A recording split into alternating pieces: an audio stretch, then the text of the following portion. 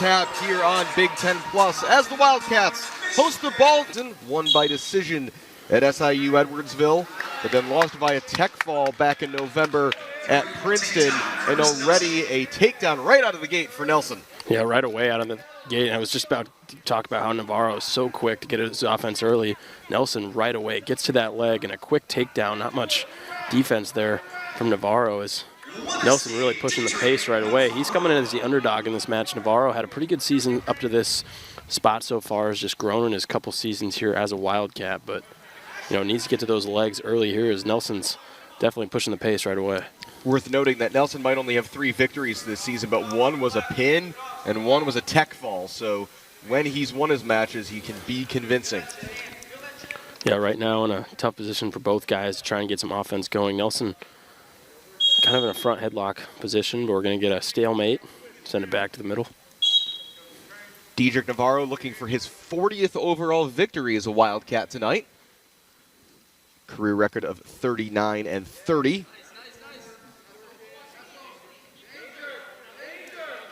Right now, both in on a leg, a good scramble position, kind of in an exact same spot. See if we can continue this right now. Not looking pretty, might get a potentially dangerous, but Nelson again got to those legs early. Good job here by Navarro to put himself in a position to score. He's got to keep elevating that leg and cover those hips.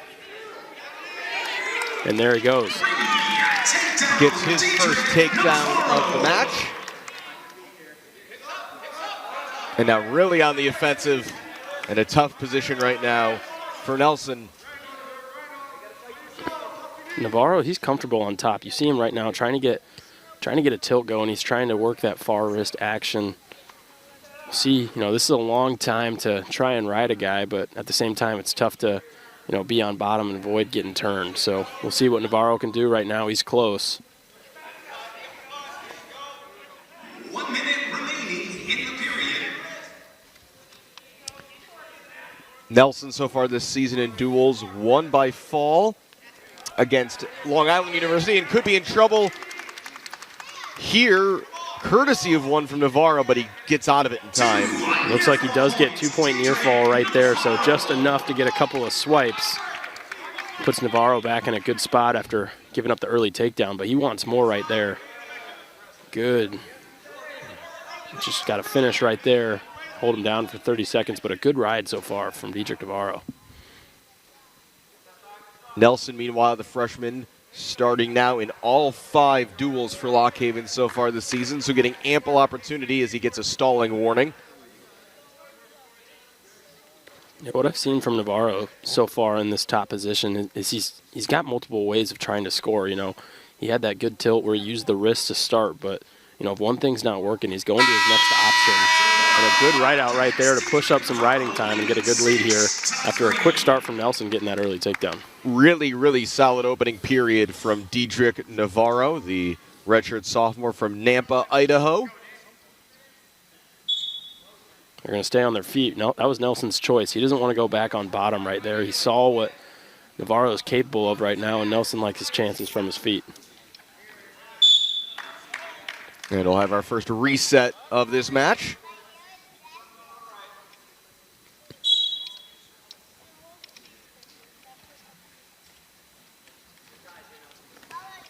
Navarro, who went 4-3 in the Big Ten last season.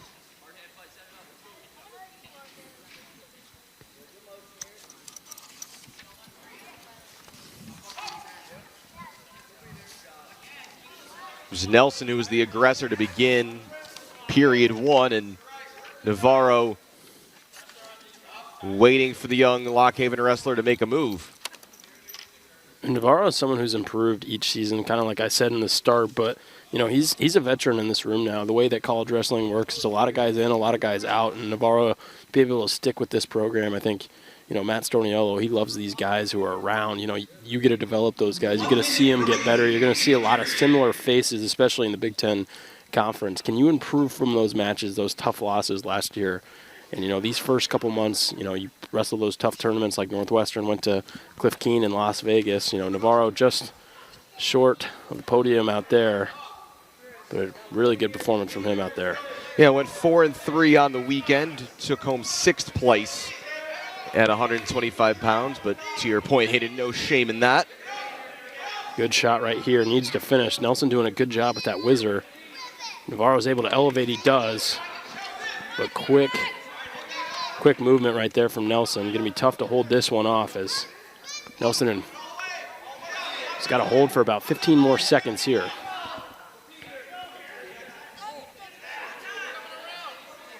Nelson just trying to avoid that takedown, keeping that left leg as far away from Navarro as possible, but won't like where he is now.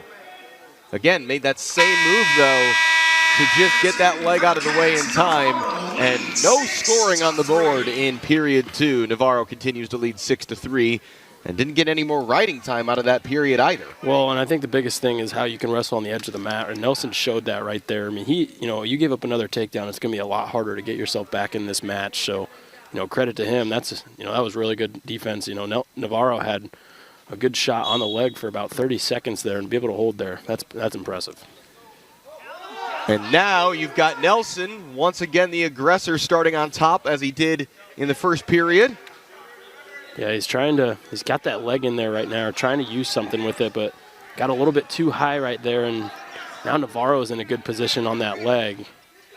That leg lock, it's a dangerous move, as you see right here. Navarro's in a position to score here, and he does, gets the 2-point reversal. Gets the reversal, although Nelson did hold on long enough to, for the moment, take the riding time point off the board, although that is about to tick right back over a minute for Navarro, although he'd like to end things before that. Yeah, and just trying to get some more back points here. You're looking at major decision, and these, with dual matches, every point counts from 3 to 4. You never know what it's going to be after that last match. So, what Storniolo is trying to get him to do here, get another tilt, get him comfortable. But Nelson, definitely a difficult guy to try and turn, trying to use that far wrist right now. And Navarro, not the kind of wrestler who's going to do a catch and release sort of tactic to try to build up points. So to your point, Hayden, he's going to be looking for some back points here if he wants to try to get to that major decision mark, as we have a second stalling warning and a point awarded to Navarro. Well, but now you're in a position where you can do a catch and release. Now that it's 6 points, you give up an escape, you can still get a major decision. Looks like Navarro wants to stay on top here. He likes his chances of getting a turn rather than another takedown. Riding time secured, so that's a 7-point margin. But now Nelson trying to, out of nowhere, turn this around. And just like that, you got to stay active, and Nelson did a really good job right there, not able to get the fall. 2 points apiece in that exchange. Basically back to square one there as Navarro back on top as time dwindles away. He'll end this match on top and get the victory. It is just a decision, though. 7-point margin in the end for Cedric Navarro.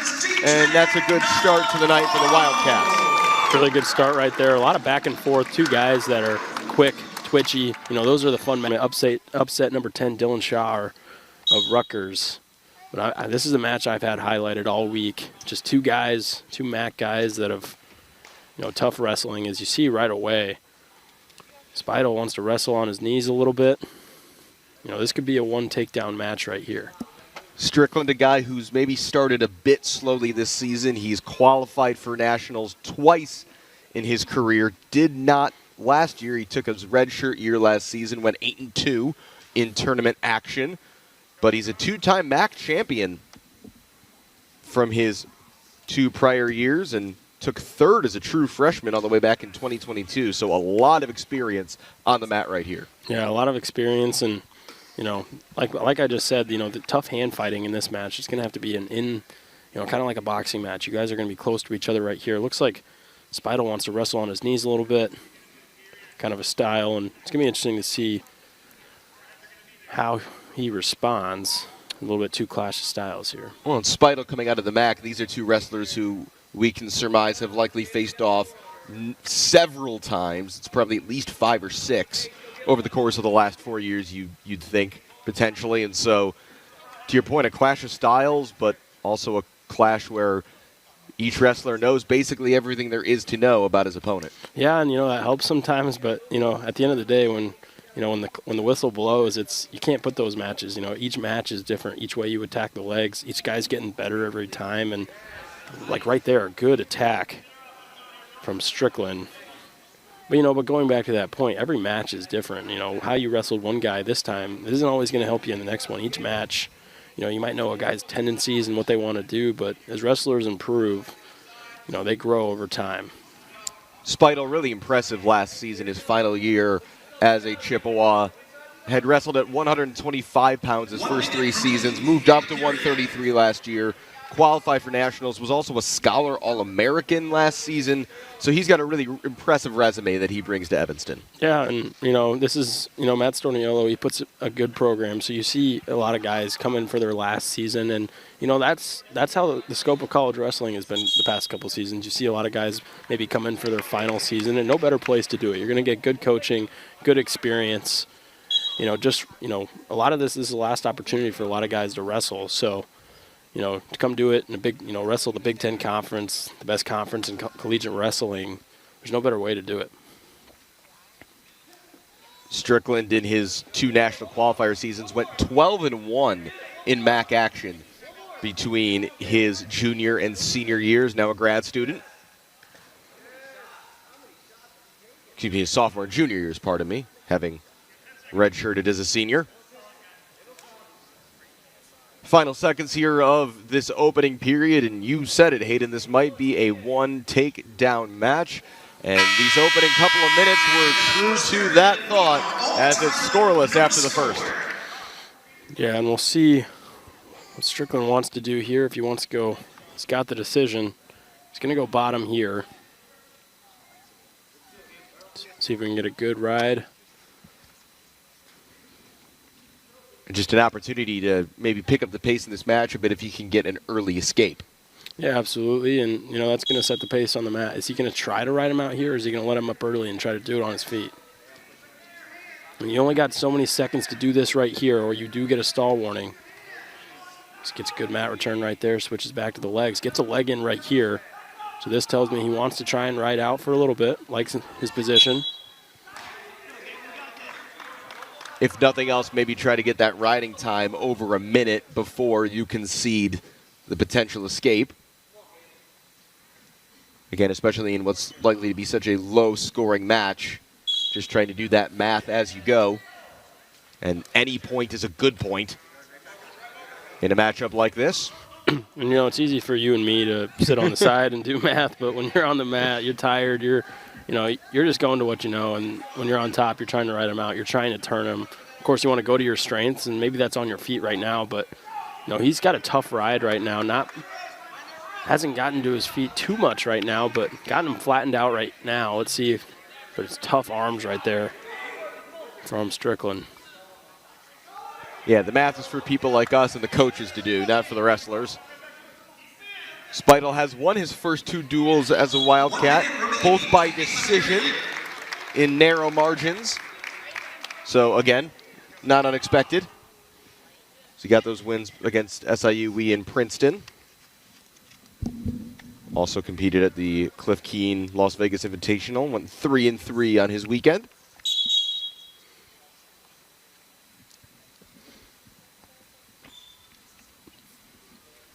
And as we reset, it's another opportunity here for Strickland to get that escape. And that's so important off the whistle. Can you make that quick, instant decision? That instant, it's quick. Right off the whistle, are you able to get to your feet right away? Because right now, whoever makes that quickest, it really determines until we get another reset, how that goes in these positions. Riding time continuing to build for Speidel. Just trying to go for some back points here. Strickland, though, having none of it. Yeah, and he's doing a really good job throwing in that leg. He's gotten a little bit high. We'll get a stall warning.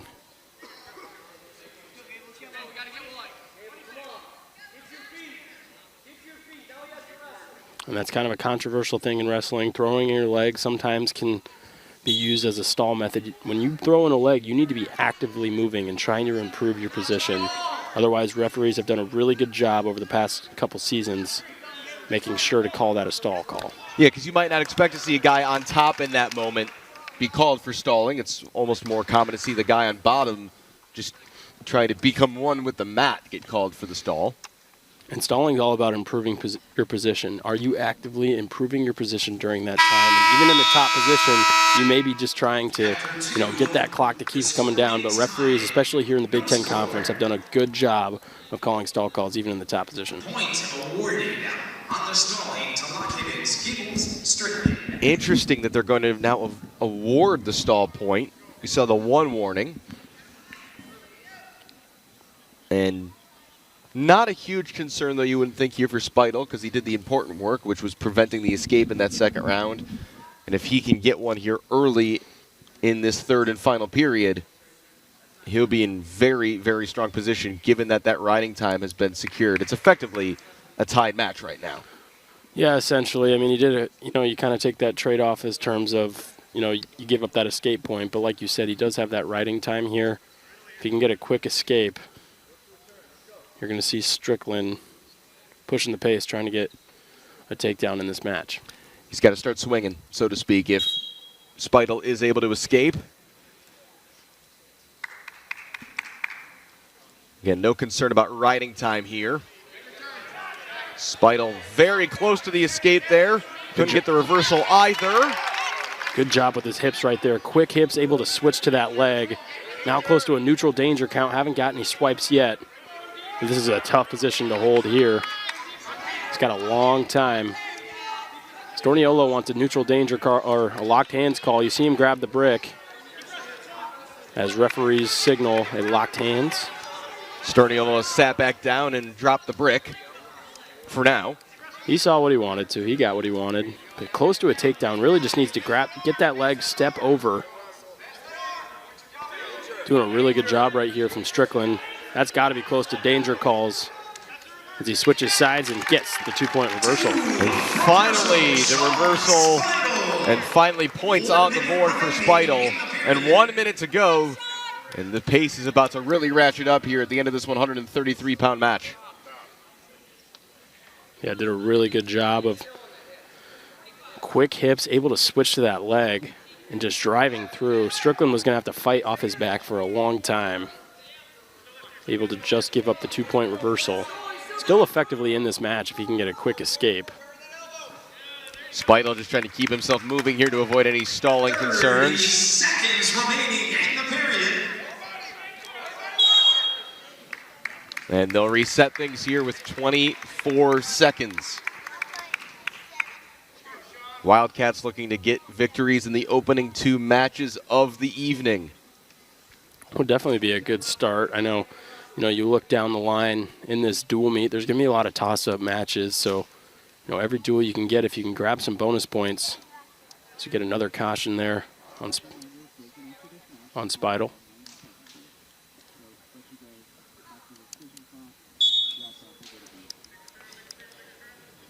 Strickland just looking for that escape.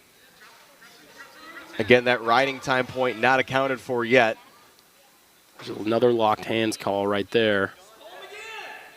So even if Strickland escapes, he's going to need more than that. And now with only 5 seconds, it looks like Speidel might have done just enough to kill off enough time in this match. Yeah, you get a locked hands call right there, but Speidel still in control, controls that riding time. Isn't going to give up the escape even though it wouldn't have mattered, and it's another decision victory for the Wildcats. 2 from 2 here early on this Friday evening. A tough win right there from Speidel. 52-10 his record over the last 2 years in Central Pennsylvania. DeCraker quickly in on attack, but Henson's so strong, and he's quick with his movements as well. DeCraker, as you noted, a true first year. He's out of Warrenton, Virginia, and Blair Academy.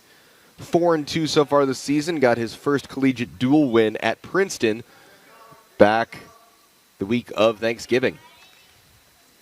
A lot of good hand fighting so far. Has good attack there from Henson.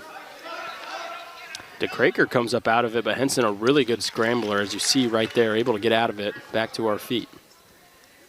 In his 8 victories so far this year, 4 tech falls and 2 major decisions for Wyatt Henson, the Waynesburg, Pennsylvania native. So that moved to Lock Haven a couple years ago. Very much a homecoming. two-time MAC champion. Craker gets to a leg early right there. He's got to rise, but you see how strong Henson is. He's a veteran right there, able to push down. Ultimately even right there, and quickly a stalemate. Referee saw nothing coming out of that one. Always intriguing at any point in the season to see these Big Ten and MAC matchups in wrestling. Regionally, the two primary conferences. Of course, the Wildcats will entertain the NIU Huskies later this season to break up their Big Ten schedule.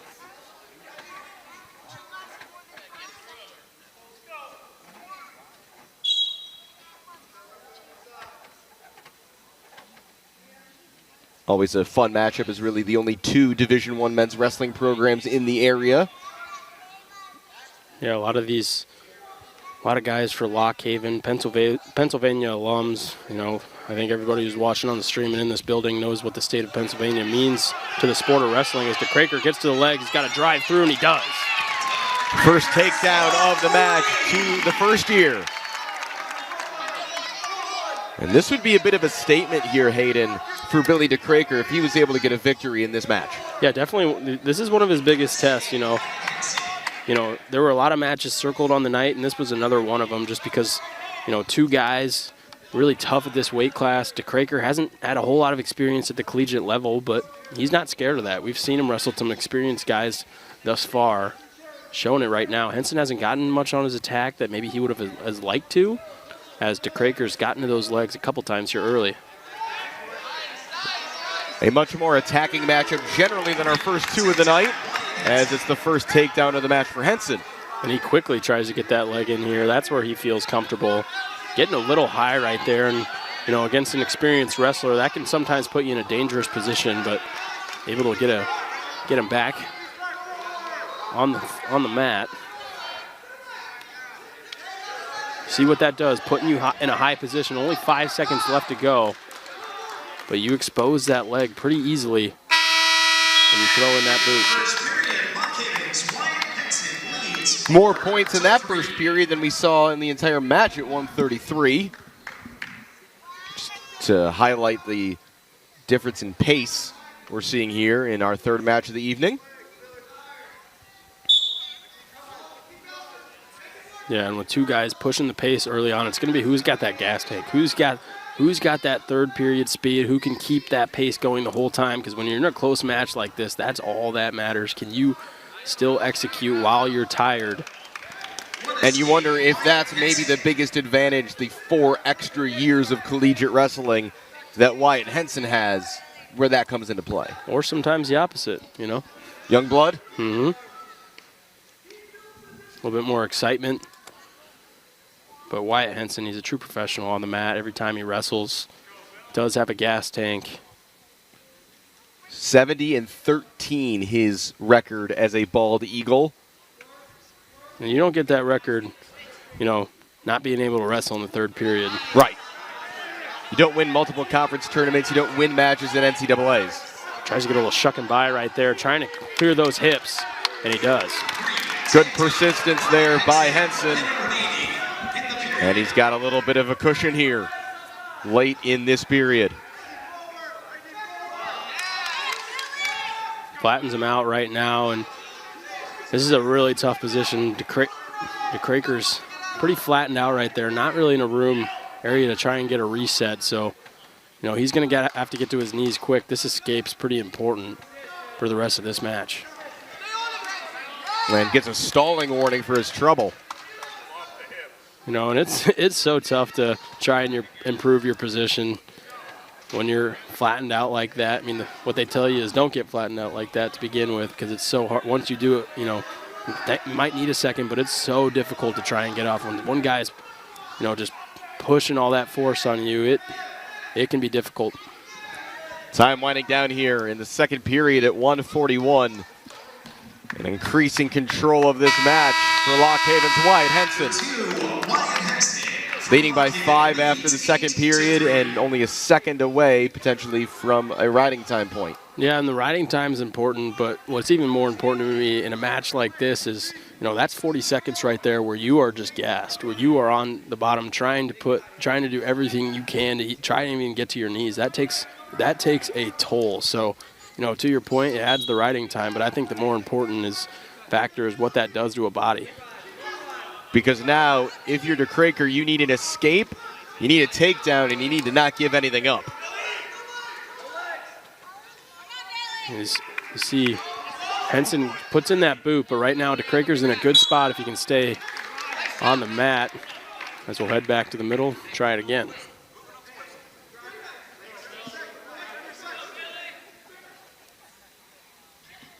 And if Henson can hold the riding time advantage, DeKraker would need an escape, a takedown, and something else. One thing at a time, though, for the young Wildcat. Tries a little Grammy roll right there to get to a leg. Doesn't work. Henson, good patience right there. You can't get too excited when a guy rolls like that. You got to let him process that roll and get back in the top position. And DeKraker in another tough spot, flattened out. As Henson's trying to do something with that wrist. If he can get any sort of turn here, he might be looking at a major decision, which will be big for the team total. And it looks like we might have gotten some blood in the mouth here of DeKraker after that last mat return. First year might just be struggling a bit right now with a minute to go in the third.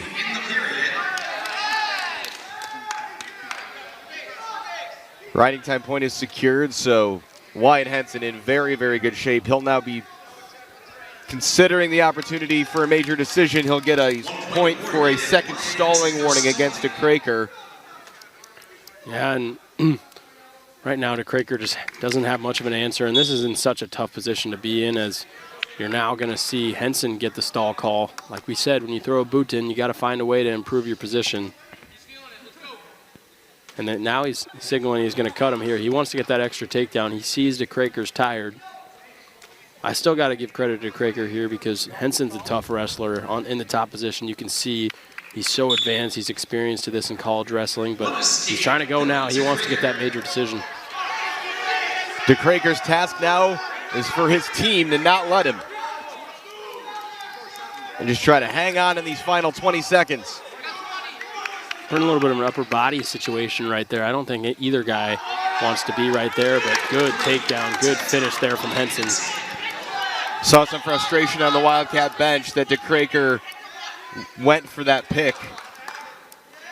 Might have just rathered him let the time run out and have it be a decision. Instead, it's going to be our first bonus point of the night, and Wyatt Henson claims it, a 13-4 win, and 4 points on the board for Lockhaven. Yeah, and I think that just shows experience right there. You get a shot here. He usually wrestles at 141 pounds, where he went 15-8 last year as a redshirt. Yeah, and that's a tough loss. You want to see those matches happen, especially on a night like this. But before the holidays, before some of these guys get to go home, before the winter tournaments and conference play, it just doesn't make sense to send a guy out there with a ding. Which then, if you're Sam Cartella and the Wildcats, you see this as an opportunity you have to take advantage of in terms of the team scoreboard. Yeah, and Sam Cartella, he had a really good end of the year last year. I was impressed what he can do in that top position and how he wrestled against really good opponents. He's young. He definitely has a taller frame that puts him in a better spot in that top position, but not the start he's maybe wanted to this season. He came into this as probably, one of the best guys returning for this Wildcat roster, and maybe just not the start he's looking for, but he's got a lot of time to pick that up. Everyone in the Big Ten Conference and the NCAA knows Sam Cartella is comfortable in tough matches. He did get pinned in his opening duel of the season at SIUE and then did not compete against the Princeton Tigers, so making his return to the duel environment tonight. Went 2-2 in Las Vegas and was third at the Michigan State Open back in early November. His matches, they may not be the most exciting to the eye. He's not going to put up always a ton of points, but what he's going to do, he's not a fun guy to wrestle, though. I know you can ask a lot of guys in the Big Ten. He's just there. He just finds a way to ride you out, really hard to take down, and just consistent in everything he does. As he gets a good takedown right there, able to finish. And, like you said, this was going to be a match that, he was looking forward to, another tough match on the schedule. But now is a good time to, work on those things that maybe you haven't been able to unlock so far early in the season. An NCAA qualifier last year for Cartella. 47-25 his career record, looking for his 10th career dual victory tonight. 1 minute remaining in the period.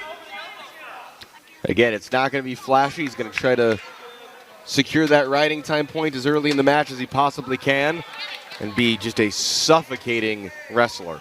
Yeah, and, in positions like this, you can always cut a guy and maybe try to rack up some bonus, but, you want to – this is where Sam Cartella has won matches in Big Ten Conference play last year.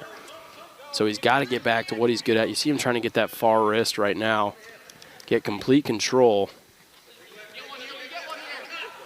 And better to practice, so to speak, in that environment rather than wrestle in a style that's not going to be replicable in his most difficult matches this season. Absolutely. I mean, if there's a match that maybe you feel like you can take advantage of, but you still got to work on things in those matches. Some of the best wrestlers, in all of college wrestling, they may ride a guy out just to see, where can they improve in that position. So, I think Matt Storniolo does a good job of, improving his guys throughout the season. I mean, I think there's a list of names that anybody can see, and through a program, I've always been impressed with what Northwestern puts in each year and the guys that they fully develop.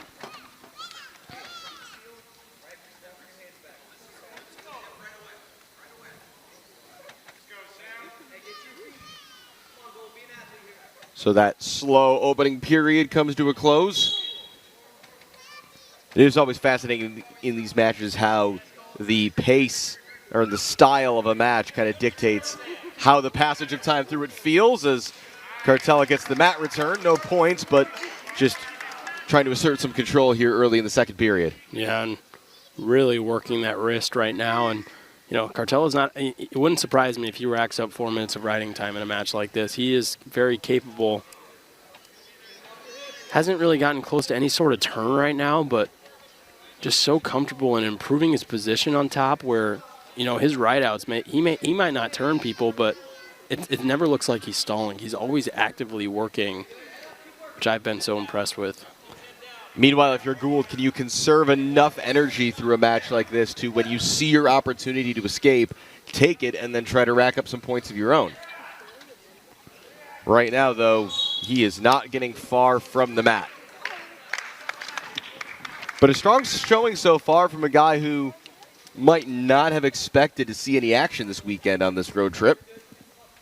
Yeah, and it's always good, in wrestling, sometimes you get thrown in the fire against a tough wrestler like Sam Cartella, but that's a good opportunity to showcase yourself to not only the coaches, but to yourself. What are you capable of? It's a different guy in the room as what can you see out of yourself? I mean, all wrestlers believe in themselves as Cartella's close to a turn right here. He needs to lock in that wrist, and he does, and he's getting swipes. Going for the back points now.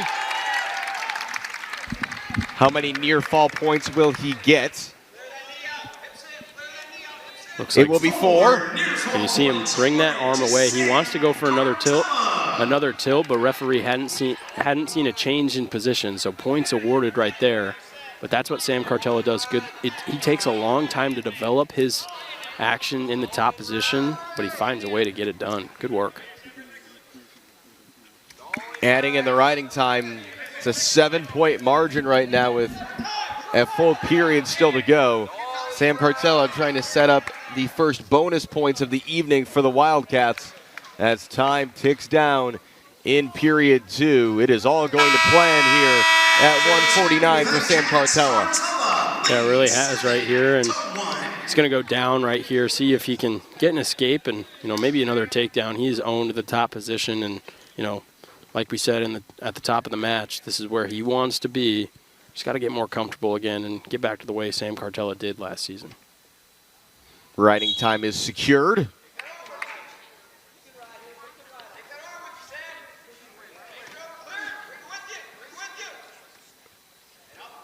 So Cartella doesn't necessarily need to rush to get out here, but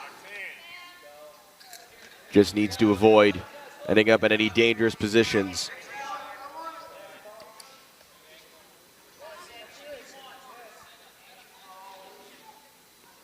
You mentioned it earlier in this match, Hayden, but Cartella's height advantage certainly not doing Gould any favors here. Yeah, it really isn't. And, you know, at these weight classes, you're going to see a lot of different body types. You might see a guy who's more short and stock or tall and skinny. You know, that really makes a difference in how you can attack a guy. When you're taking a shot on a guy like Sam Cartella, it's tough to get in on those legs and finish. That's what makes him so good defensively, but really impressed right now with Gould. Doing a good job in the top position. Has a nice arm bar in there right now. Cartella gets the stalling warning. That was coming. Right now, it would just be a decision victory for Cartella and the Wildcats.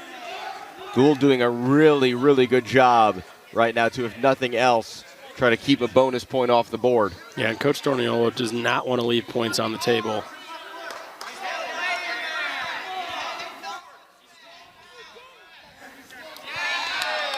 And there is a point awarded for stalling on a second warning. Cartella asking what he's supposed to do.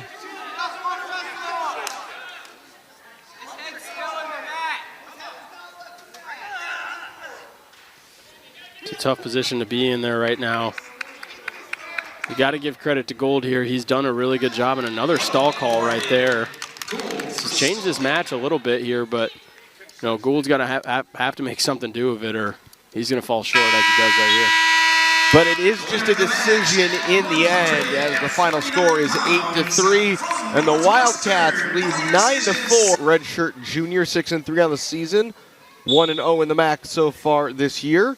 Was a national qualifier alternate. He won the Matttown Open 2 to get in as one of the final members of the field. Made it in the normal way at his previous school, University of Buffalo, back in 2024 when he finished 4th in the MAC championships. Myers, meanwhile, redshirt first year from Hawley, Pennsylvania. Went 13-5 last year, all in tournaments. And won his debut duel last time out. That was a major decision at Princeton. Not a whole lot right there. Both guys trading shots.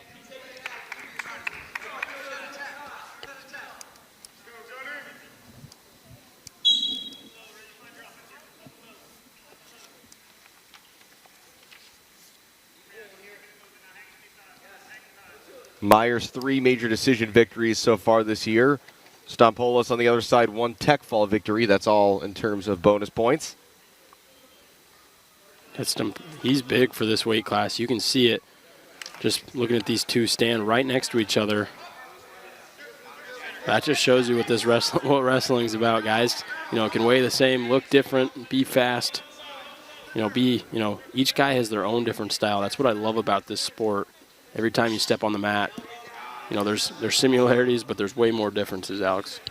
Myers, meanwhile, built a bit more like Cartella, kind of a taller, lankier wrestler.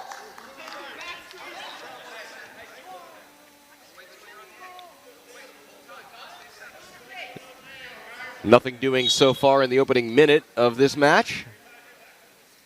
And our 5th of 10 tonight. Good defense there from Myers. Strong hips. That could have easily been a takedown there. But good defense. Find a way out of that attack.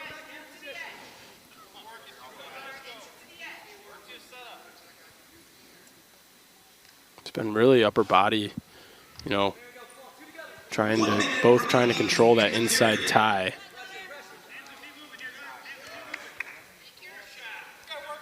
Each wrestler taking a few shots, but nothing really close to landing yet. As another attempted pick there by Myers is repelled by the strong defense of Stampolis. Stampolis does a really good job. He likes that front headlock position. He thinks he can use his strength. Guys are going to have to wrestle on the edge of the mat right now.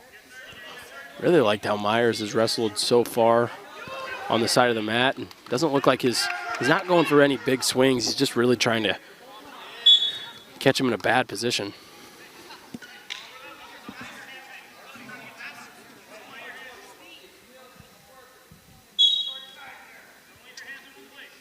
Had a few good defensive moments, including on the edge there a few moments ago, as it looked like Stampolis was trying to get some back points, although now it is Myers who picks up the first stall warning of the match. You see the Lock Haven bench. I just heard him say, don't keep your hands in the same position. You want to mix up those ties. You want to be active. You know, that's what makes this match so tough for Myers is if he can continue to do that. Few instructions just off screen from Justin Oliver, the Northwestern assistant in his 3rd season. Justin Oliver comes from Northern Colorado. Was a really good coach and helping improve that middle weight for them. And, you know, they're another program that keeps up and coming, a big part due to Oliver. Michigan State before that, and then Buffalo to begin his coaching career after wrestling at Central Michigan and NC State. Myers on the board with that escape. And the first takedown of the match for Stampolis. Yeah, and Stampolis, it was only a matter of time right there. He's had good offense, but Myers has found a way to get out of it, and he's going to cut him and let him loose. And Myers is going to have to push the pace a little bit if he wants to find himself back in this match. Kind of goes for kind of just a try-it takedown right there. Doesn't want to get into a catch-and-release scenario as the proverbial fish. You see that Lock Haven bench. They want a stall call right there. Tell him to, he said, look at the book. Might have to tend to agree with him on that one. The referees have been willing to call it so far tonight. Yeah, and you know, Myers on the edge of the mat, he does have to find a way to improve his position, get back to the center. Yeah, I believe of the first 4 Wildcats we saw tonight, 3 of them incurred stalling penalties. He gets another one right there for that same reason, not trying to get back to the center of the mat. You can't use that white line as an escape to get a whistle. You need to find a way. I'll keep saying it. Improve your position. That's what. If you listen to feed on a map, you will hear a referee say, "Improve your position, better your position." That will get said many times. And once again, though, Myers finds himself outside the circle, and you can ask how much of an effort is he making to get back into it, as there's 30 seconds to go here in the second period, and another stalling point. Yeah, I don't, you know, like you said, the refs are going to call it tonight. They want to make you go. And we saw that the Northwestern coaches looked frustrated with Myers, didn't really have any words for the officials.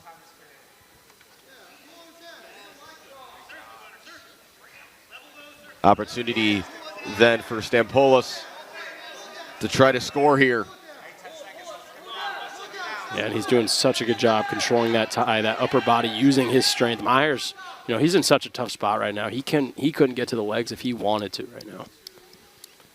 As time winds down in the second period, and Stampolis has a 3-point lead on the back of multiple stalling penalties against Gunnar Myers. Yeah, and he's ready to go. Myers has to find a way to get crafty, get to what he's good at.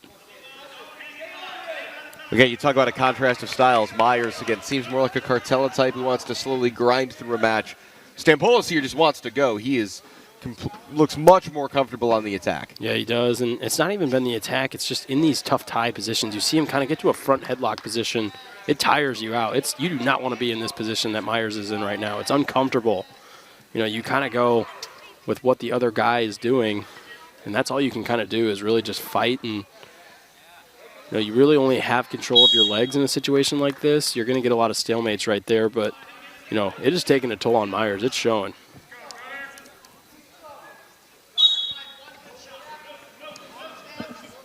And you hear Coach Oliver on the bench just find one good shot. Myers is capable. He can get to a leg. We saw him early almost get an attack in there. Okay, he's got that height advantage in this match. It's just got to be off the whistle. I mean, like you see right now, Stampolis doing a good job of just controlling that tie right away. And just it totally limits Myers' offense. 1 minute remaining. That upper body strength for Stampolis really on display here in this match. As we're under a minute to go in the third period. Riding time not going to be a factor in this one.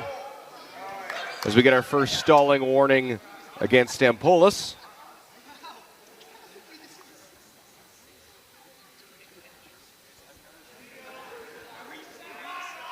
Got a body lock right now.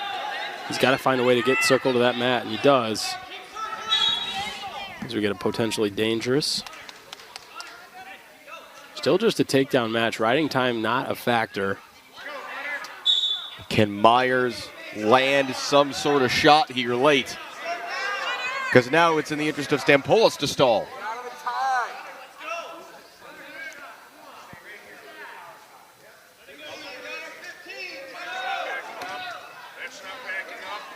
Yeah, and Stampolis, when he gets in that tie, it's really hard to get out of. And you heard a coach say, stay out of the tie, because that's just going to tick that clock even more. 10 seconds for Myers to make something happen. Otherwise, the win will be Lock Haven's for Stampolis. And time just runs out here at 157 pounds. And Stampolis gets a 5-2 win. And it's 9-7 in favor of the Wildcats as we hit. Evenly matched. Should be another fun one. Bostelman in his one duel so far this year lost by decision at SIU Edwardsville. Duncanson, meanwhile, lost via decision versus Clarion in Lock Haven's MAC opener, and then again by decision last night in Madison. Redshirt freshman out of Barton, New York. Had 4 pins and 8 victories last season. Excuse me, this season has 4 pins in his 8 victories. So a very, very aggressive wrestler. Bostelman, another one of these Wildcats who's a grinder, Hayden, who's looking to keep the pace slower. So if nothing else here at 165, a nice contrast in styles. Yeah, definitely for sure. And got a little bit of exposure last season, but, this year he is the guy in the lineup. So, Young, we already talked about, he has a big win. He already has a big win under his belt. He's, some big Big Ten matches. He's going to have a tough Big Ten slate at this weight class for sure. But, like you said, 2 clash of styles here. Duncanson, a 3-time New York State champion. Another tough state for wrestling. And he's so twitchy. You see right there, even trying to get to his collar tie is just so quick. Wants to catch you on your toes. Duncanson out of Tioga Central High School. Bostelman, meanwhile, took his red shirt last year, went 4-8 overall, but went 0-3 in Big Ten action. What a good little re-attack there from Duncanson. Didn't have the initial attack, but able to react and almost get to the legs. Staying on her feet, though. Duncanson showing patience so far. An opportunity for Lock Haven to take their first team lead of the night.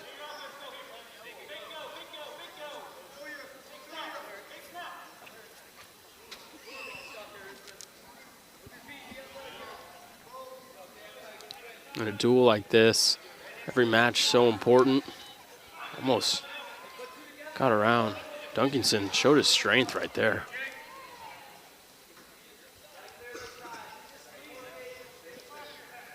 But for the most part, this opening period proceeding at Bostelman's pace.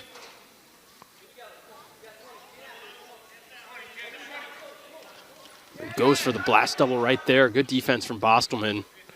Duncanson showed no fear right there. Able to adjust so quickly. Good job by Bostelman.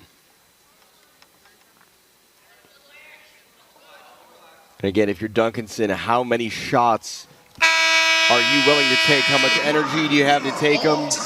How patient are you willing to be?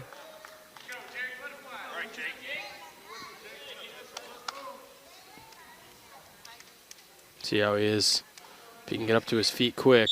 We've talked about it all night. That first move is so important. He got to his feet quick, but Duncanson doing a good job of trying to get a mat return, but Bostelman able to break the hands, break free, back to our feet.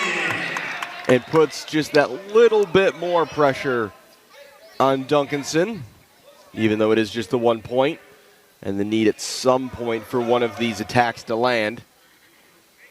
Still lots of time, though, here midway through period 2 at 165 pounds.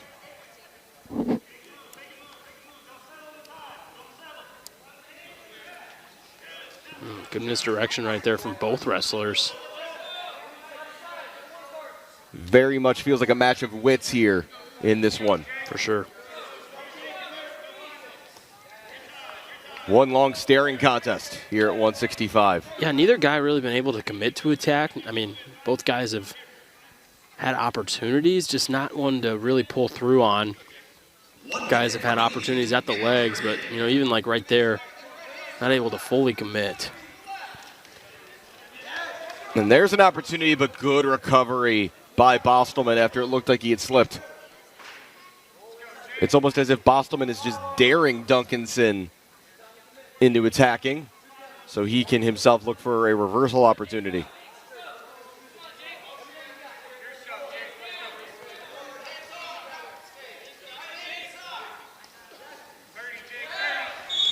And look out.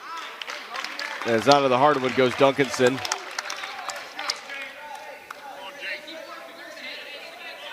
Says he's all right. That's always a scary situation, you know. Might sound worse than it is. There's nothing protecting you off the mat other than a hardwood basketball floor, and it does not feel good.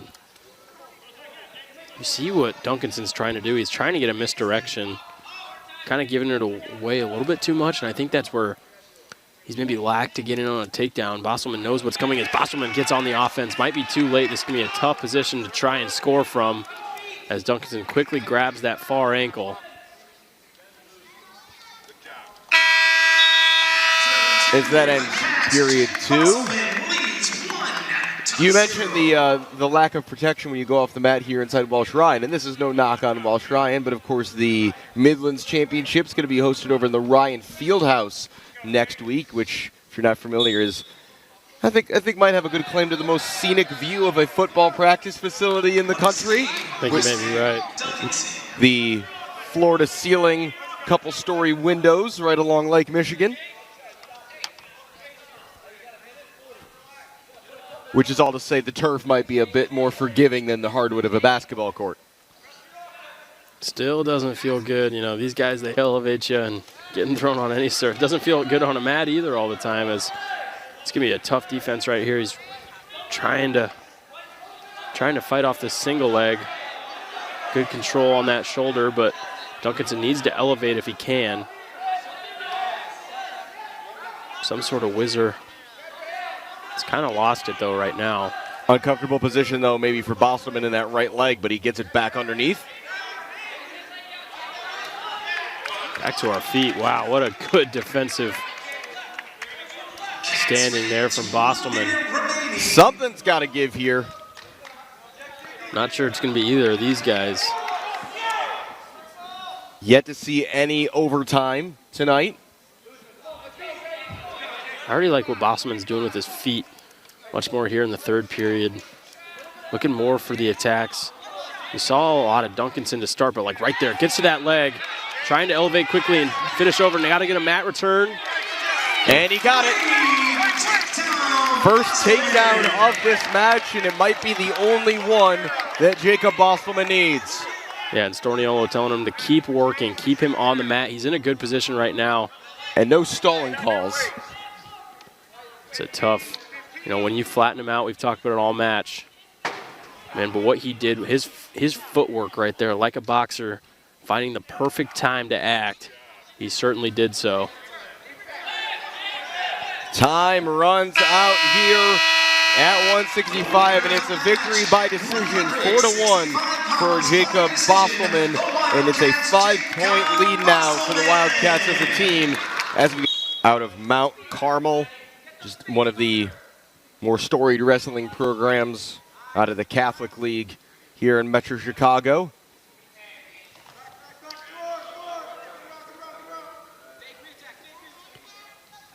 Redshirt first year from Chicago, 10-2 on the season. Experience, though, on the side here of Avery Bassett, the grad student from Middlesburg, Pennsylvania, formerly of George Mason. Got a lot of experience there as a freshman. Went 24-9 in one season, his first season in college wrestling. And since he's been a 3-time Scholar All-American at Lock Haven.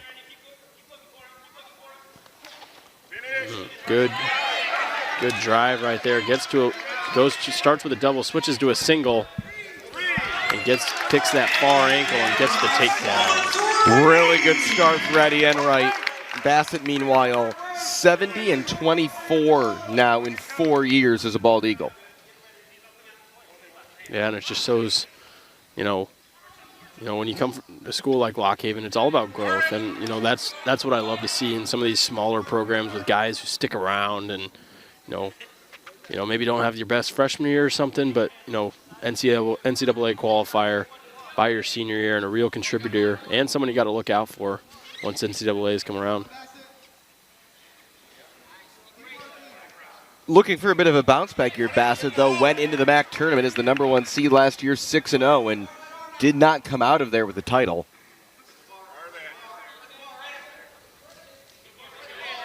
Sure looking to take care of some unfinished business here in his final year of collegiate wrestling.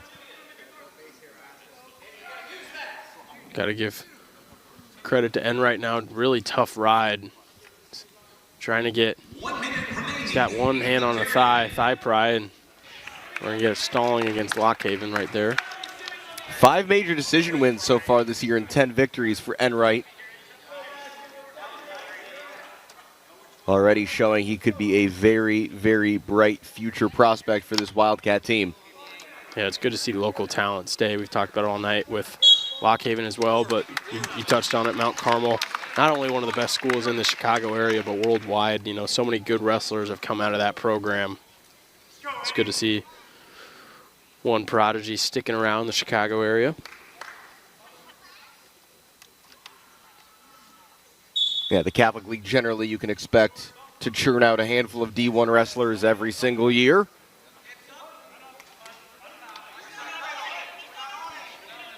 So skilled and uncomfortable positions for somebody who's just a freshman. Doesn't look like he gets uncomfortable. Don't want to cut him right now, though. You need to get a mat return.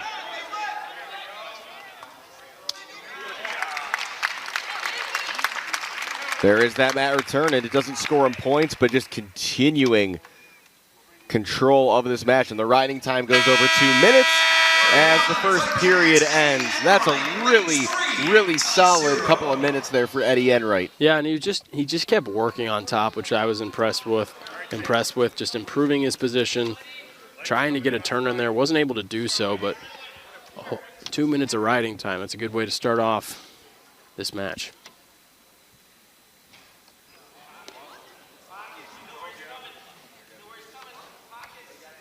Just a quick caution there.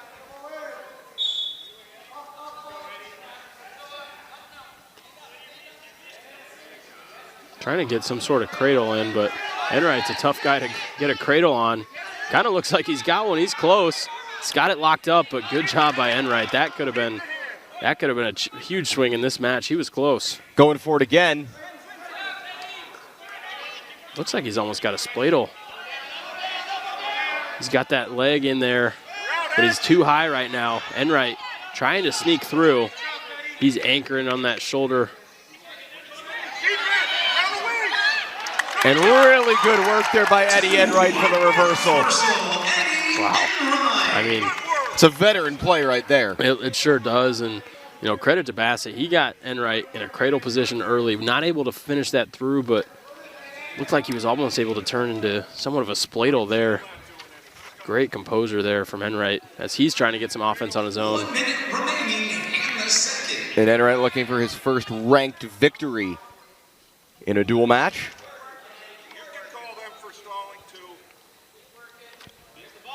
Under a minute to go here in the second period, and Eddie Enright pitching a shutout so far here at 174. Really wants that far wrist, not getting any action so far. We'll get a reset here with 32 seconds on the clock.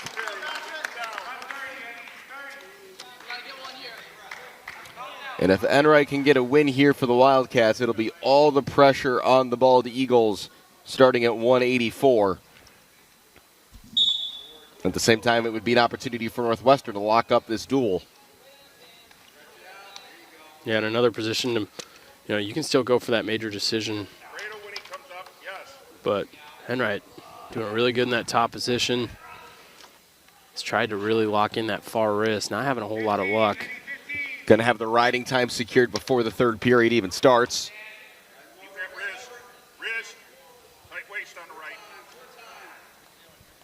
Happy to just let time bleed away here in period 2.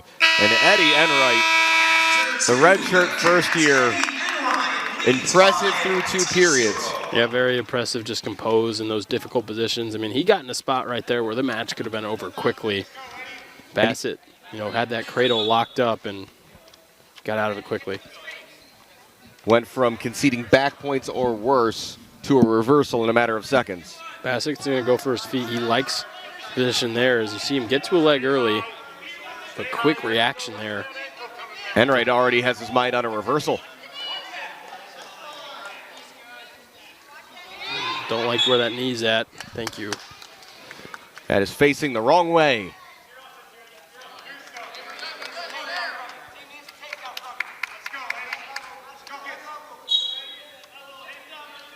Because I don't think you or I would have bounced up that quickly if our knee was pointing that direction. Mine doesn't go that way anymore. But these guys, I mean, that's a big part of it. You got to be able to push through some of that pain sometimes because you're not always going to get helped out by the referee. Sometimes they don't see it early enough, and you got to be able to fight through that pain, not give up that takedown. As you hear neutral danger side, and they don't get it, but they get the takedown. Big 3 points here with a minute to go in period 3. Yeah, and he's going to have to find a way to turn him. We've seen Bassett have a little bit of success on top. He was close to rolling a cradle earlier. As he's got that, he had a good section for that arm there. He really wants a cradle right here. He's trying to push that head to the knee. You see him right now. He's trying to lock it up. He might be getting a little bit too high. Yeah, he just doesn't have the leverage right now. But when you get a cradle locked up, you can pretty much do anything. You have the control. You can be in an uncomfortable situation and put the guy to his back quickly, but you got to be careful here. It wasn't locked up and got a little bit too high. Now we're going to go neutral. You got to give him a point if you're going to put him up. 23 seconds to go here. Decision time for Bassett. He can either stay on top and try to get some back points, or he can catch and release and really just try to take some swings here late. Yeah, I think his best key would to stay on top and try to get something, but Enright's tough. Shows right there. Excellent work by Enright. Quick reversal, and that should wrap it up for the redshirt first-year Wildcat. And maybe what is the best individual performance we've seen by a wrestler from either team tonight. Eddie Enright gets the decision victory by a score of 8-3, and that makes it 15-7 in favor of Northwestern. Before that, he spent 4 years at Ottawa University, went 108-26 there, and was the program's first ever 3-time All-American. He's looking for his first pin in Division I. He'll get 4 near fall points. What fireworks that would have been. And man, it actually wasn't him who started the attack. He got blast doubled right there, but just able to have good hips, composure, let that roll through and put him on his back. And man, that would have been something.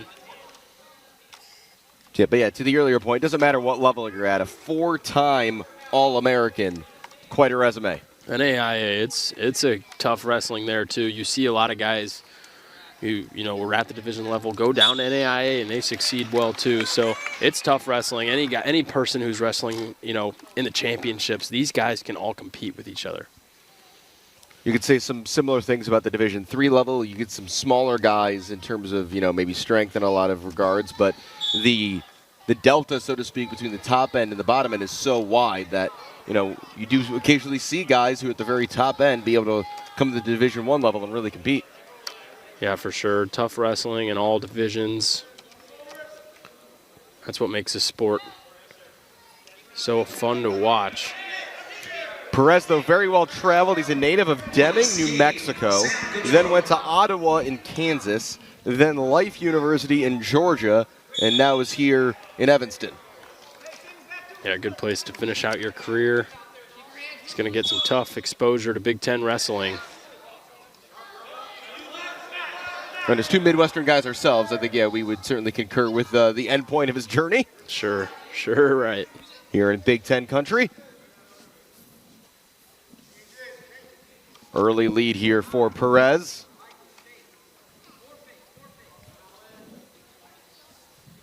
Gautreau, meanwhile, 7-5 on the season. Won his MAC duel at Clarion. Redshirt freshman out of Pottstown, Pennsylvania. Began his career as a Maryland Terrapin. So he knows the Big Ten Conference, and he came out of this match firing. He went in for a blast double right away, just didn't go the way he did, and what a takedown right there. And once again, an attempted pick, an attempted attack by Gautreau ends up with Perez scoring the points. Yeah, and this could be a confidence booster for Perez, letting him know that he can compete with these guys. I mean, looking at the records and maybe to start this match, he probably wasn't the favorite walking in here, but he's got a 10-1 lead with plenty of time here in the first period. Well, it is nice for a guy moving up a level and transferring like Perez. You've got very much tournament season, that non-conference on the front end, to build some confidence, to get comfortable, to settle in. And I'm sure if you're Coach Storniolo, you're hoping that by the time this Big Ten schedule kicks in, that Perez is ready to go. Absolutely, and he's gotten some good exposure. Of course, Cliff Keenes and then the Midlands coming up. You just get a lot of good matches in there, and that's what you want. I mean, Big Ten season's grueling. Every match is difficult. There's none you can walk into the building and know you got in the bag. A really strong mat return right there from Perez. Get some applause from the Wildcat bench as the first period ends with 10 points on the board. And J.D. Perez well on his way if he keeps this up to the highest scoring match of the night. That current mark was set by Diedrich Navarro all the way back in the first match of the night with 12 points. That's the most anyone's gotten tonight. For the Wildcats, Wyatt Henson had 13 in his win at 141. Gautreau, he's got to bounce back in this. He came out firing to start. I know he's capable of getting in on his offense, but he's going to have to start showing it soon. Otherwise, he'll be on the receiving end of the first bonus points by a Wildcat wrestler tonight. Just kind of literally ran away there and got the reset. A lot of encouragement from Coach B.J. Futrell on the Northwestern bench, also in his third season as an assistant to Matt Storniolo. One escape for Sam Gautreau. Gautreau gets an escape point and now needs to find a way to attack that doesn't immediately lead to points being scored against him. Yeah, and he might have to go big action here soon. He can't get anything big going. He hasn't done a whole lot since that opening blast double. He might be hesitant to try that again. You make a mistake with one of your best moves. It doesn't mean you put it in your pocket. You got to keep going to what works. That's what makes you a good wrestler. You learn from your mistakes. You learned what happened on that last attempt, especially when you're wrestling the same guy. What did he do to counter that? How can I finish the takedown this time? Because he's still trying it. His past two attacks have been trying to get to both of those legs. Perez doing a good job of keeping him away.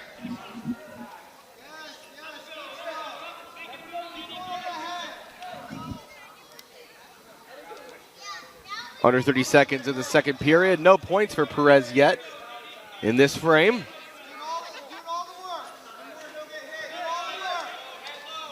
Perez doesn't really necessarily want to wrestle on a collar tie. It looks like he wants to stay away. Gautreau, the one trying to control that. Yeah, Gautreau feels like he's expending a lot more energy here in period two than Perez is. As time runs out on period two.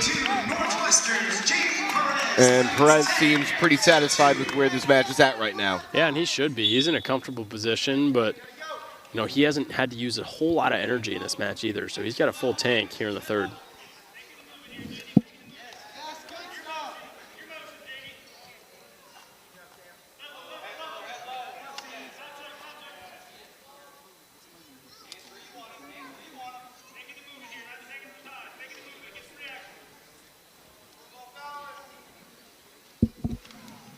Again, Perez showing a lot of patience here. Yeah, he doesn't need to get too far into it as, you know, Gautreau loses his headgear right now, but he does get a stall warning. He just needs to be active. He doesn't need to necessarily take a ton of shots right now as they finally blow the whistle. Gautreau lost his headgear. Waited for him to slip on it.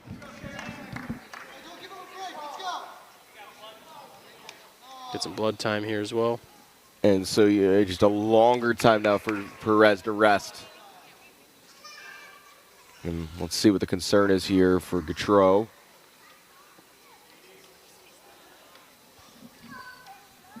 Just dabbing around his nose a bit. Just a little blood time. Surprised me. This is our first blood time of the meet.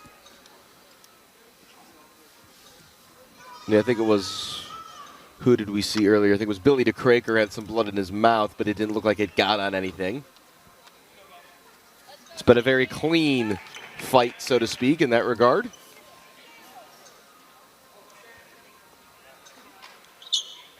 Gautreau's got some nose plugs and is ready to go. We do have the cleanup crew out, though, the second job for the athletic training staff on the night.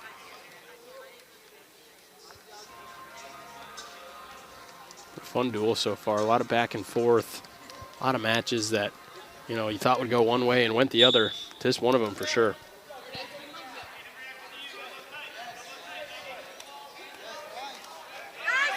Good re-attack right there from Perez. Man, that was impressive. Gautreau all in on the action. Perez so patient, finally saw an opportunity to score. And there's the takedown. And that was really impressive. Good patience right there. One on the attack and two getting him to the mat to get that three-point takedown. Perez up 11 on the scoreboard, also has the riding time, make that up 10 on the scoreboard. The tech fall, as you see on your screen, would win the duel for Northwestern, and we've got Perez has been poked in the eye. And this will be a stoppage of its own, although it looks like it'll be brief. Yeah, it's just, it dazes you for a sec. You just need about 2 seconds, get your wits back, get that eye wide open again, and you're good to go. And he gets in the leg. That was slick.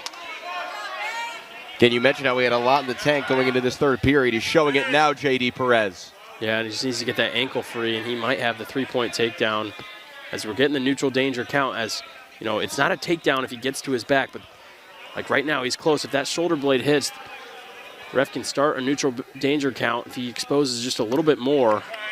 And he's getting it again. Another neutral danger. And he does get the three-point takedown. They will count that as a takedown. And in the end, it's going to be a 14-point win. A major decision, not quite the tech fall, but 17-3 the score in favor of Perez. Really, really impressive back-to-back. Could keep things open at 285, but they would need a very big win here. Get our first stall call right there. As Smith head on the mat. Been just a theme of the evening.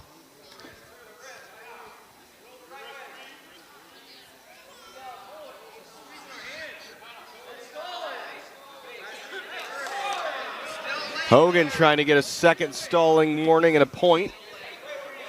Referee not buying it yet. That was a weird little situation there. Almost looked like Hogan kind of gave it up, and Smith was working something. It was kind of hard to see from our angle right there, but you can see Smith has some strength. He's showing that right now. Got a reversal out of it. He was tough on those wrists, even in the bottom position. So it led him to get here right now.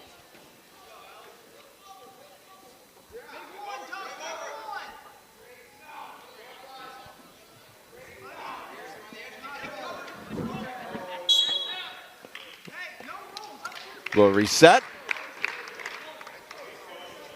As Smith looks to put this away for the Wildcats. Northwestern 1-1 in duels on the season. As we've mentioned, they've got the Midlands Championships up next, and then at the turn of the year, they will start their Big Ten schedule. It begins here at home on January 9th against Maryland. And definitely a scramble position right here, and they're getting back points here. You got the brick thrown in. And it hit, and a brick that hit the official, but they'll talk it over. Be interesting to see what they called here. So they're giving 4 points to Smith here. It's kind of tough to see if he was across that angle. Be interesting to see if they have a good view of it. Yeah, with only one broadcast camera this evening, we thought we had a pretty good straight on view of it, so should be fairly visible what they're looking at here, but maybe not as many angles as other nights. Yeah, it was kind of tough to tell. I don't know if it quite endured swipes. Referee thought differently, but I had the best seat of the house. It's a big swing in this match, if so. Side here at Welsh Ryan.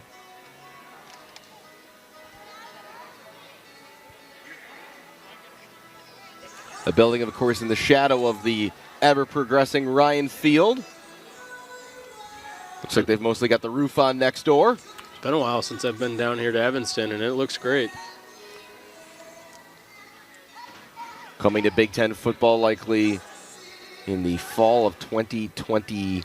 Now, maybe there's some hope maybe you could see some action next season, but TBD on that.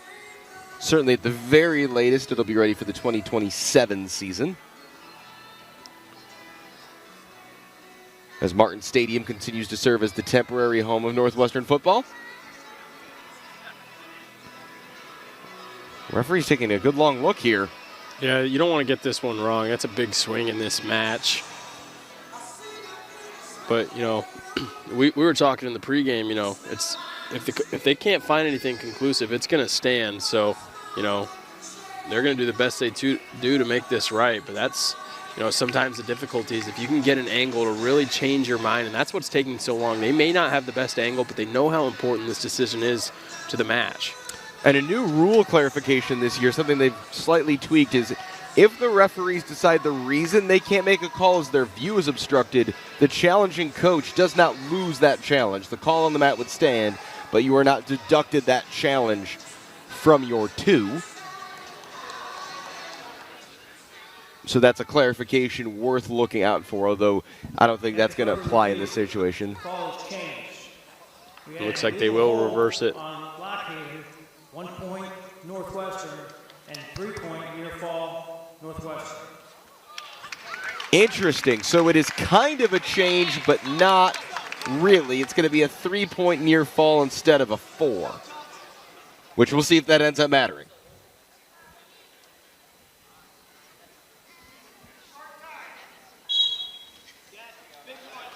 Scoreboard hasn't been updated yet. My guess is they'll take care of that at the break. Well, there was actually an extra point added. I wasn't able to hear what that was, but the score did remain the same. They did change the ruling where an extra point wasn't awarded for something else. I wasn't able to hear over the PA. Something about a hold? Regardless, the score stays the same. So it was overturned, but technically no change. As we quickly begin period 2 here at 197. Ooh, and quickly gets to his back right there, and he's trying to get back points. The strain's going to be tough here. Big trouble here for Smith. He gets off his back. Got to keep climbing. Still points coming here, though, for Lockhaven. Hogan can keep climbing right now. He'd be in a good position, but Smith doing a good job of separating his hips.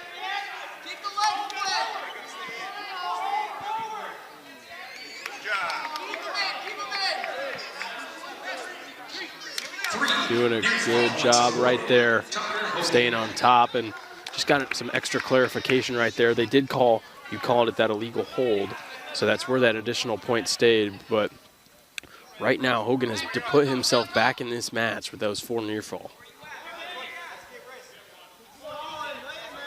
We haven't seen a really close competitive match here in a few, and this one is certainly that.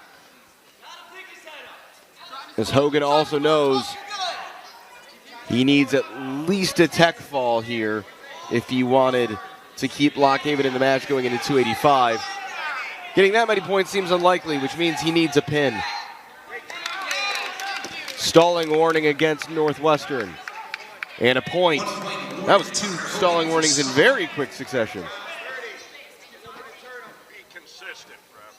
9 points apiece.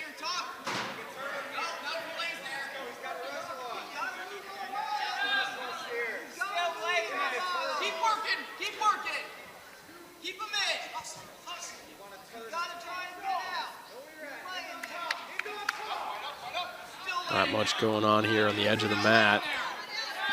Surprised we've only seen 1 stalling point overall given here. Doesn't seem like either of these guys are in much of a hurry. But the horn comes first as we're tied 9 apiece heading to the final 2 minutes here at 197.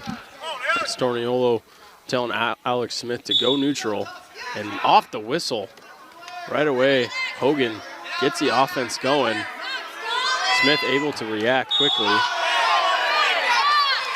Lockhaven bench wants a stall. Consternation from the stands and the bench. Smith is running out of gas. You can see it. Just off the whistle, not able to do a whole lot. A takedown and could be more here for Hogan.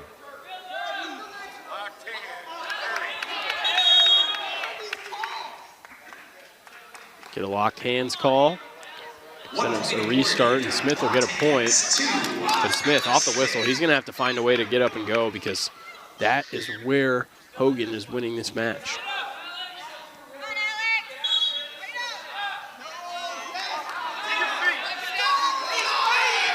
But again, though, you just look and see Tucker Hogan's got the energy.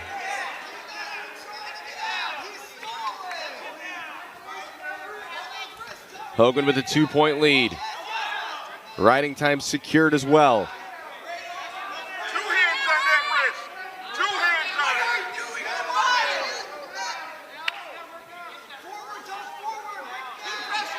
it. Doing a good job with those legs to stay on top, but really trying to get a turn.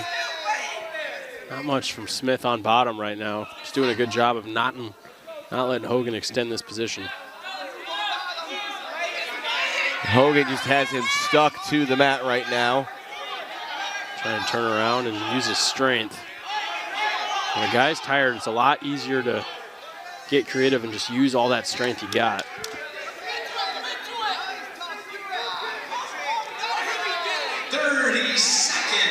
Yeah, Right. Smith's just out of gas. He's trying to get a turn here. He's close.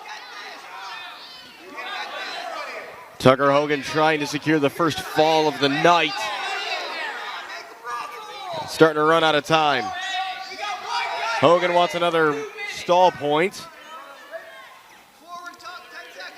With 3.5 minutes of riding time. Impressive work here by Tucker Hogan. And he breaks a 3-match win streak for the Wildcats with a 12-10 decision victory. And that'll make it 19-10 with 1 match to go. So the Northwestern Wildcats are gonna, well, hold on. All clarified, I think there. The Northwestern Wildcats heavyweight, the redshirt junior from Kawanowski, Pennsylvania, began his career at Edinboro University, small school in Pennsylvania. And he's 11-3 on the season. Christensen, meanwhile, the University of Virginia transfer, 2-4 so far here in 2025-26. And like you said, he is bouncing up between 97 and 285, but he's committed to the heavyweight class now. He's weighed in around 220 pounds today, so a little bit undersized in this match, but I'm sure he feels much more comfortable at this weight.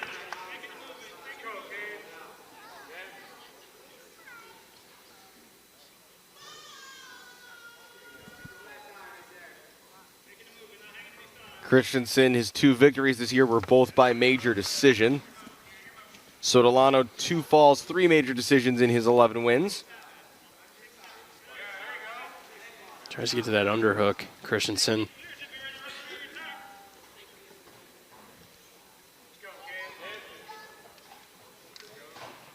Sotolano went 12-14 in his couple years at Edinboro.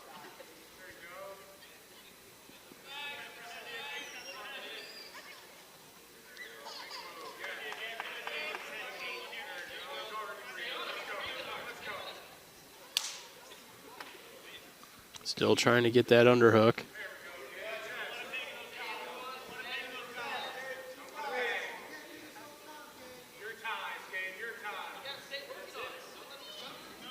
Posner here from Lockhaven. Not a whole lot going on in this match. Christensen's quick. He's real quick for a heavyweight wrestler, but we'll see what that weight difference is. Excited to see an attack. He's going to be relying on that in a match that he's given up a few pounds. 1 minute remaining in the period.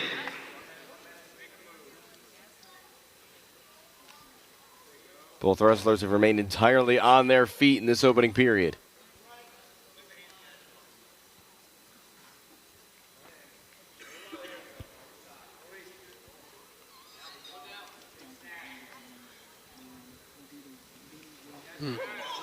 Still not much going.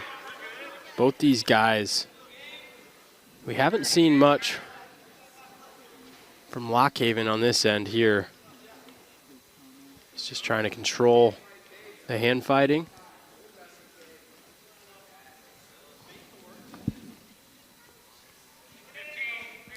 Time running down here in the first period. Not much to speak of here at 285. You never really know, Hayden, what kind of match you're going to get when the meat, when the meat is decided in terms of which team is walking out of here tonight with the dub. It's all on these two wrestlers to see what they want to try to do here. Yeah, but in a scenario like this, these guys, you're thinking about the team score, but you're still thinking about, like, when a match like this, you still want to get that win. You're competitive. Yeah, some people might be checked out because it doesn't matter as much, but these guys, they want to get wins. They want to get better. Right, it matters to them. Right, and that was really important there from Christensen. I was curious to see how we do in the bottom position, being the lighter guy here, but being able to get up out and quick. That's definitely an advantage for him in this match. And now with a point on the board, something will have to happen for Sotolano. Haven't seen him do much in the way of attacking so far. Again, the quickness of Christensen being an asset in this match.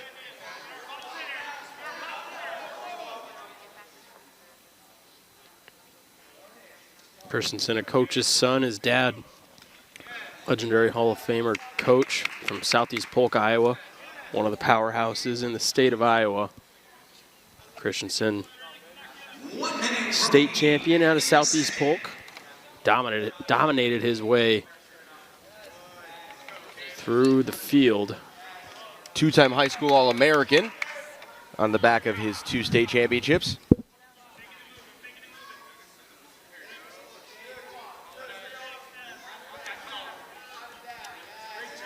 Still not a lot of action. That's probably the most we've seen on the feet. Both these guys keeping their conditioning pretty good. Be interesting to see if Christensen can get any sort of ride or if he tries to just take them to their feet. And at this point, I think Christensen's just fine staying up. Something's got to give at some point. We said it earlier tonight. Who can execute when they're tired?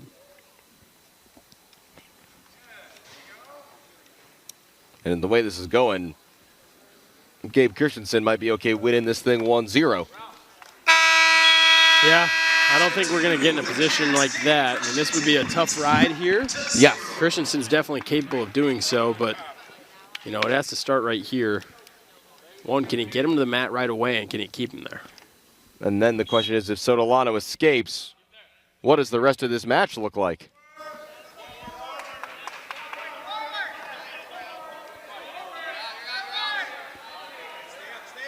He's a tough guy to mat return.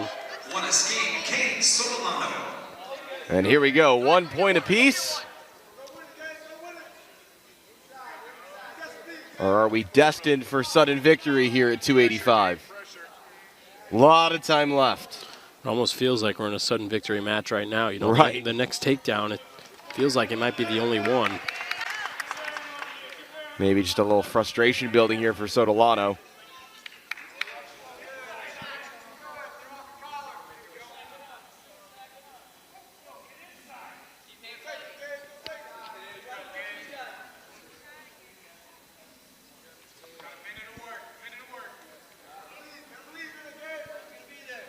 Still nothing, a minute to go. Ooh, good attack, that quickness shown right there. Good defense there. But he's got to stay in the fight there. He might be close to a stall. Got a warning already, Sotolano. Christensen's trying to stay upper body with him. He's got to create enough separation up body and try to get to those legs, but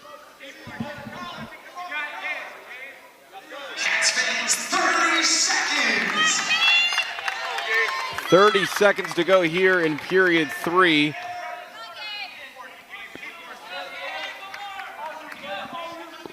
That attack by Christensen, really the only time we've seen either wrestler dive at the other's legs at all. It didn't come off.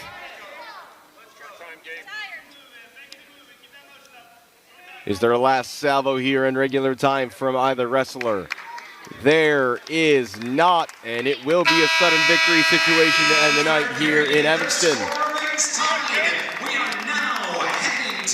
We're going to go to 2 minutes of sudden victory here. First takedown or any point wins this match, so that stall call could come into play. It's always an anticlimactic way, though, that things end. Yeah, if you're a ref, you don't want to make that call, but if you're Northwestern and Christensen's pushing the pace, you know, that stall call is equally as important, and it can be called in this scenario. I don't think I've ever seen it happen. Both guys going up, upper body right now. And Sotolano wouldn't want to see the night end that way, obviously. If you asked him, he'd probably rather, if he was going to lose this match, he'd rather lose it on a takedown than on a stalling call. Sweat just pouring off these guys. Here in the 4th period of this heavyweight match. So close right there. Hasn't really had any much action on the legs. This might come down to tiebreakers unless one guy can get an attack. It's going to be a quick attack. If this ends in sudden victory, it's going to be quick. It's going to happen fast. Northwestern fans calling for that stall. Yeah, you could argue this entire match has been a bit of a stall. Yeah, I mean, both guys haven't taken a whole lot of shots, but Christensen's definitely been the attacker. Sotolano has not taken much shots in on the leg. He's just kind of controlling that tie, which by rule, he is trying to improve his position, just hasn't found the time to attack. That improvement, though, is just mostly consisted of grasping the back of Christensen's head.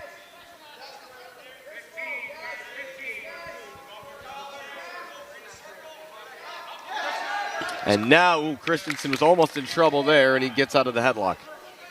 You see him quickly glancing at the clock, not sure if he's, wanting to get out of the sudden victory position. And he was able to get up quick, which I was impressed by, and he was the one riding.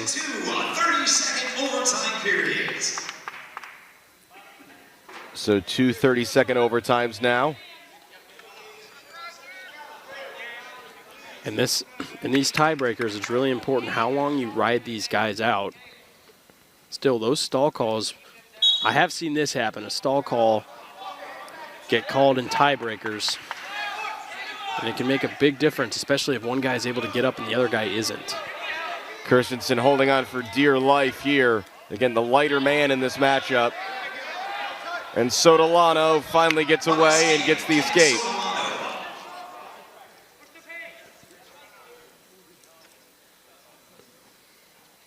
And now pressure on Christensen. Yeah, it'll be interesting to see. He's going down right away. It's got to happen off the whistle. Sotolano, when you have this big of a weight advantage, you need to find a way to get up and go. You do not want to be flattened down to the mat, and he does. He gets up early. He just needs to flip his hips. Is that a stall? It's not. It's we'll call that a warning and a half for Sotolano. The referee said something to him. Yeah, I mean, like you said, referees don't want to call stall warnings this late, but that was such a key mat return right there. Big for Sotolano. Can Christensen get out? He's got to get out. And Christensen gets out. We're tied at 2. But he does need to get that takedown. 9 seconds. The advantage will go to the riding time in the tiebreakers, so whoever rides the longest will get the win. That's why it's so important to get up and get out quickly. And Sotolano gets the Southern victory win in the end.